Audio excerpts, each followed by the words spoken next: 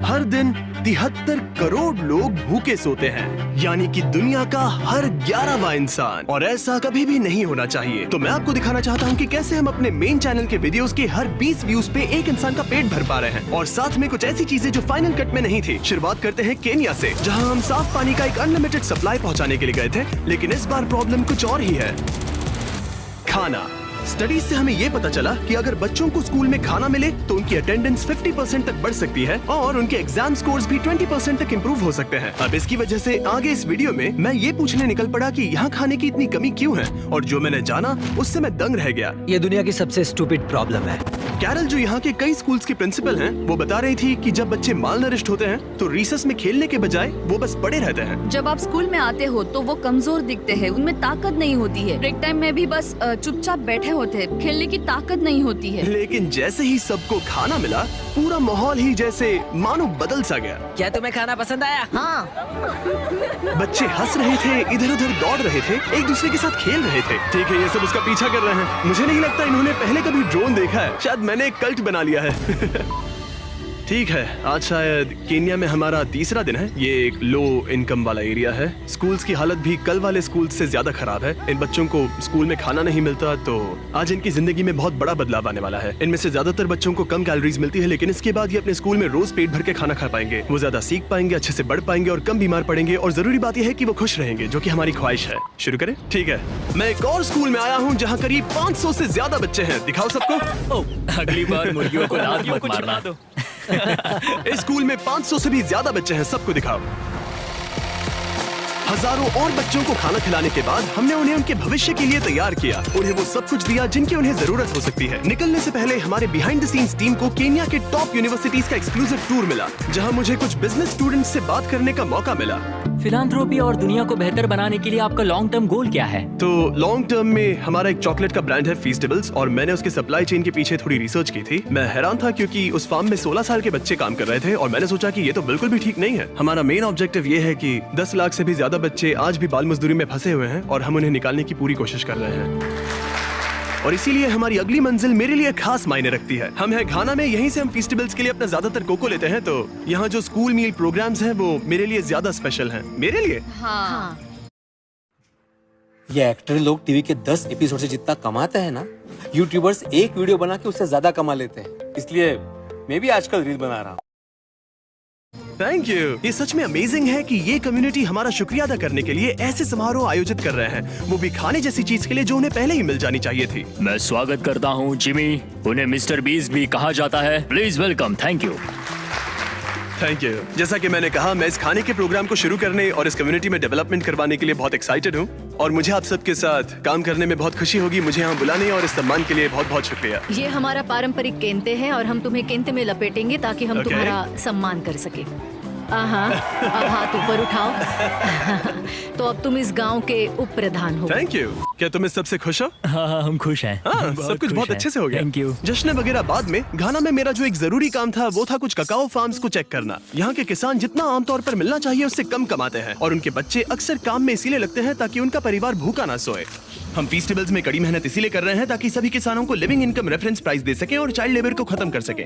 मैंने cacao farms को personally देखा, और हमने इस पूरे मिशन को बढ़ावा देने के लिए एक वीडियो शूट किया। बिग चॉकलेट अपने फार्मर्स को इतने कम पैसे देता है कि वो एक दिन में $1 से भी कम कमाते हैं। पहला, हम हमारे सारे ककाओ फार्मर्स को एक लिविंग इनकम रेफरेंस प्राइस देते हैं। दूसरा, हमारे सारे ककाओ फेयर ट्रेड सर्टिफाइड है, जो एथिकल सर्टिफिकेशन का गोल्ड स्टैंडर्ड है। आपका शुक्रिया, बहुत बहुत शुक्रिया। आपसे कल मिलता हूँ। ठीक है, चलो चलते हैं। ये लो, थैंक यू। जो भी लोग मेन चैनल के वीडियोस देखते हैं उन्हें इसका असर पूरी तरह से नहीं समझेगा। इससे बहुत सारे बच्चे स्कूल में रह पाएंगे, और वो फेल भी बहुत कम होंगे। वो ककाओ फार्म से बाहर निकल पाएंगे, जो मैं फेस्टिवल्स में करने की कोशिश कर रहा हूँ। हमने यहाँ स्कूल मील प्रोग्राम शुरू कर दिया है। अजीब लगेगा, लेकिन इन्हें 10 और नए एडमिशंस मिल गए हैं, क्योंकि अफवाह फैल गई है कि मैं स्कूल मील प्रोग्राम शुरू कर रहा हूँ। और कुछ दिन पहले शुरू करने के बाद और 11 बच्चे स्कूल में भर्ती हो गए। सिर्फ मुफ्त में खाने की वजह से 21 बच्चे आ गए, जो कि बहुत अच्छा है, क्योंकि 21 बच्चे शायद उन ककाओ फार्म्स पर ही काम कर रहे होते। इन्होंने कहा कि यहाँ के करीब 97% बच्चे ककाओ फार्म से आए हैं, और अब वो अच्छे से खा रहे हैं और पढ़ाई भी कर रहे हैं। पिछले कुछ सालों में हमने दूसरों की जिंदगी बदलने में हर संभव कोशिश की है, जैसे अफ्रीका में 100 कुएं खुदवाना, दुनिया भर में 100 घर बनवाना और 2000 लोगों को फिर से चलने में मदद करना। और 73 फिलैंथ्रोपी वीडियोस के बाद और आप सबकी मदद की वजह से हम इन प्रोजेक्ट्स के ऊपर 9 करोड़ से भी ज्यादा खर्च कर पाए हैं।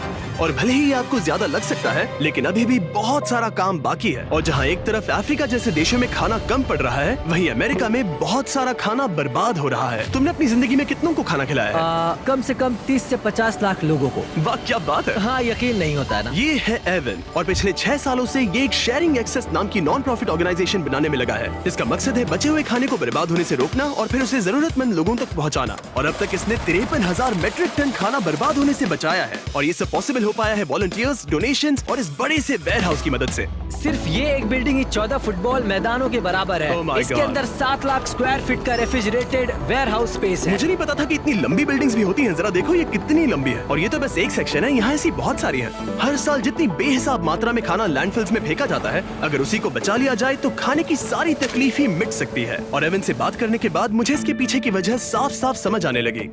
पिछले 3 सालों में हमने सिर्फ एक बिल्डिंग से 10,000 मैट्रिक टन फल और सब्जियां बांटे। और 3 साल पहले ये सब कचरे में जा रहा हाँ, था। हर साल करीब 4,500 मैट्रिक टन का खाना फेंका जाता था और इसके पीछे 10 लाख डॉलर्स खर्च किए जाते थे। ये दुनिया की सबसे स्टूपिड चीजों में से एक है। पर हमारे पास एक ऑर्गेनाइजेशन है जो खाना बना के ये देती एक है। शानदार आइडिया है, लेकिन सवाल यह है कि किसी ने ये पहले क्यों नहीं किया? हमें यानी कंज्यूमर्स को इस बारे में कोई जानकारी नहीं होती है। वो लोग खाने को ट्रकों में भर कर बस फेंक देते हैं क्योंकि उनके लिए वो ज्यादा आसान होता है। हम रोज सुबह जल्दी उठकर उन ट्रकों से पहले स्टोर में पहुंचकर खाना लेने जाते हैं। एक बॉक्स भर के खाना जिसे वो फेंकते थे, उनके उसमें $100 लगते थे। हमने यहाँ कम से कम 15 लाख डॉलर के कचरे के खर्च को बचाया है। सिर्फ अमेरिका में ही हर साल लगभग 60 करोड़ मेट्रिक टन खाना बर्बाद हो जाता है, यानी कि हर साल करीब 2 एम्पायर स्टेट बिल्डिंग्स के बराबर खाना। और एवन जैसे लोग इस संख्या को कम करने के लिए स्मार्ट और किफायती तरीके ढूंढ रहे हैं। तो आज हमारे लिए क्या प्लान है? तो आज हम शेयरिंग एक्सेस के एक दिन के जीवन के बारे में जानेंगे। हम थोड़ा खाना बचाएंगे, सोर्टिंग करेंगे, उस खाने को पकाएंगे जिसे हमने बचाया है और फिर उसे लोगों में बांटेंगे। हर एक दिन एवन तुम्हें वो एक्स्ट्रा खाना देता है जो वरना फेंक दिया जाता। उस खाने के हिसाब से रेसिपी तैयार करके बड़े पैमाने पर बनाते हो और जरूरतमंद लोगों को बांट देते हो। तुमने बिल्कुल सही कहा। मुफ्त में? हाँ। क्यों? ये मेरे अतीत का एक हिस्सा है। पहले मैं बेघर था, मैं काफी समय तक ड्रग्स और शराब से जूझ रहा था और मुझे पता है कि भूखा सोना कैसा होता है। बस इस वीडियो को शूट करने के दौरान हमने यहाँ की रसोई में 300 मील्स तैयार किए, लेकिन मेन चैनल के वीडियो को मिलने वाले ढेरों व्यूज के कारण शेफ मैट हजारों लोगों के पेट भर पाएगा। नोलन, मुझे लगता है कि हमें और मिर्च की जरूरत पड़ेगी। क्या तुम मेरे साथ आओगे? ओके। तो तुम्हें मिर्च वहाँ मिलेगी, ठीक है? वहाँ अंदर। हाँ। क्या तुमने नोलन को फ्रीजर में बंद कर दिया? बस थोड़ी देर के लिए, ज्यादा अब से नहीं। तुम मेरे फेवरेट शेफ हो। अरे कहाँ चले गए? कोई मुझे बाहर निकालो। वहाँ क्या हो रहा है? हमने फिलाडेल्फिया में पूरे 2 दिन बिताए, तैयारियां करने में, शूटिंग में और बहुत सारा खाना बांटने में। और जब वहाँ का काम खत्म हुआ, हम इस ऑपरेशन को मेरे होम स्टेट नॉर्थ कैरोलिना में ले गए, जहाँ जाकर हमने वहाँ की कम्युनिटी में भी खाना बांटा। यहाँ हर कार को इस बचाए हुए खाने का एक बॉक्स मिलेगा। कुछ अंगूर, कुछ केले, थोड़ा मीट, बहुत सारी सब्जियां और खाने के पैकेट्स। ये सारी चीजें फेंकी जा सकती थी, लेकिन शेयरिंग एक्सेस की वजह से ऐसा नहीं होगा। एवन, ये देखकर कैसा लग रहा है कि तुमने जो खाना बचाया है वो जरूरतमंदों तक पहुंचेगा? ऐसा लग रहा है जैसे सपना सच हो गया। कुल मिलाकर इस वीडियो की शूटिंग के दौरान हमने 7,000 से ज्यादा लोगों को खाना खिलाया। हालांकि ये संख्या और बढ़ेगी जितना आप मेन चैनल के वीडियो को देखेंगे। तो अगर आपने अभी